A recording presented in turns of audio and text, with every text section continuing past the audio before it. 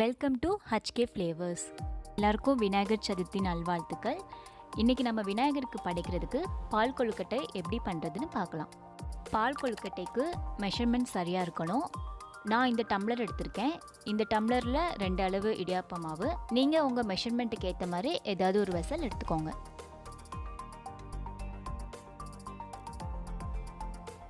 கொஞ்சமாக உப்பு ஆட் பண்ணிக்கலாம். இப்போ மாவு எடுத்த அதே டம்ளரில் கொதிச்ச சுடுதண்ணி 1 டம்ளர் கொஞ்சமாக ஆட் பண்ணிக்கலாம். நல்லா மிக்ஸ் பண்ணிக்கோங்க. தண்ணி தேவைப்பட்டதுன்னா ஆட் பண்ணிக்கோங்க.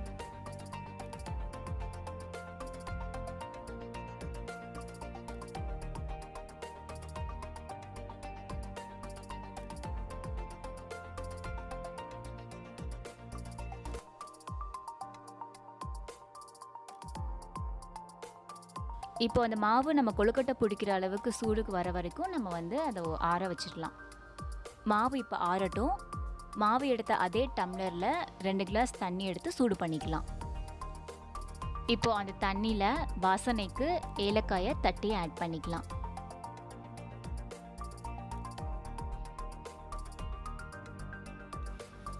இப்போ இன்னொரு வெசலில் மாவு எடுத்த அதே டம்ளரில் 2 மடங்கு தண்ணி ஆட் பண்ணி அதில் 400 கிராம் வெல்லத்தை கரைய வச்சிடலாம்.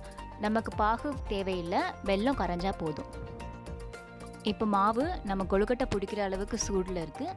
ஸோ உங்களுக்கு தேவையான சைஸில் நீங்கள் கொழுக்கட்டை உருட்டிக்கலாம். வீரல் விடாமல் உருட்டணும், இல்லைன்னா அந்த தண்ணியில் கொழுக்கட்டை கரைஞ்சிரும்.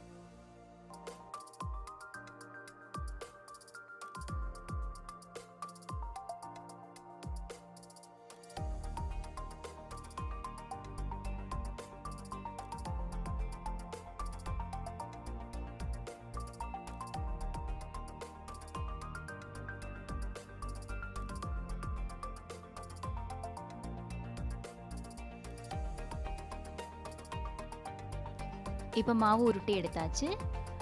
இப்போ நம்ம கொழுக்கட்டை உருண்டையை கொதிக்கிற தண்ணியில் ஒன்று ஆட் பண்ணணும்.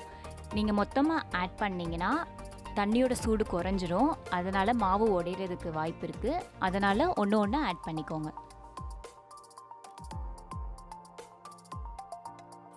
ஒரு 10 மினிட்ஸ் அப்படியே விட்டுடலாம். இப்போ நம்ம என்ன பண்ணுறோன்னா வெல்லம் கரைச்சி வச்ச தண்ணியை ஆட் பண்ணிக்கலாம்.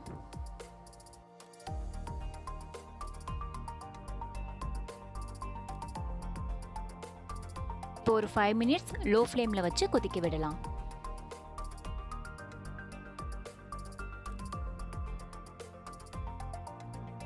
ஃபைனல் ஸ்டேஜ் என்னென்னா, நம்ம எடுத்து வச்சுருக்க தேங்காய் பாலை ஆட் பண்ணிக்கலாம். நான் 1 பால் எடுத்திருக்கேன்.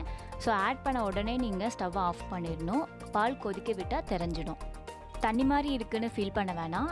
ஸோ இதை ஒரு 15 to 20 மினிட்ஸ் அப்படியே டிஸ்டர்ப் பண்ணாமல் விட்டுட்டிங்கன்னா நல்ல கன்சிஸ்டன்சிக்கு வந்துடும்.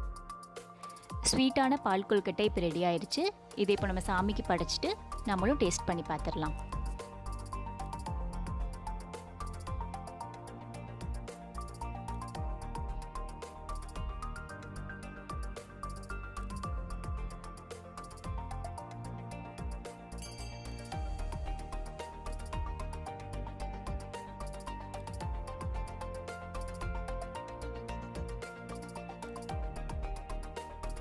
நீங்களும் இதை உங்கள் வீட்டில் ட்ரை பண்ணி பார்த்துட்டு எப்படி இருந்ததுன்னு ஃபீட்பேக் சொல்லுங்கள். மறக்காமல் சேனலை சப்ஸ்கிரைப் பண்ணிவிடுங்க.